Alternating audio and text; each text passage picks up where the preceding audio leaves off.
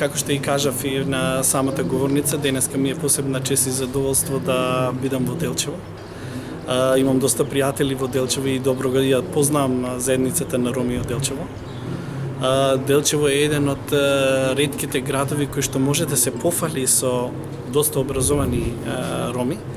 И еве пораката кој што сакам да ја упатам да локалните институции, локалната самоуправа ја искористи оваа интелигенција на роми за развој не само на ромската заедница, туку на општината и на општеството во кој што сите заедно живееме. Она што Министерството за правда го прави во однос на просперитетот на ромите, тој е еден од законите за кои што го имплементира законот за неевидентирани лица во матична книга на родени. Точно е дека споро се движи, меѓутоа ете сега во моментот, сега ги собираме резултатите и ефектите кои што ги даваат на терен имплементацијата на овој закон.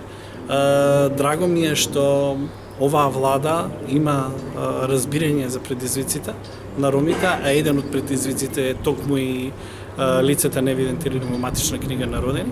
Ако за тоа има потребно, собранието е веќе подготвено да направи измена дополна на тој закон или па да направи нов закон кој што ќе го реши ова прашање.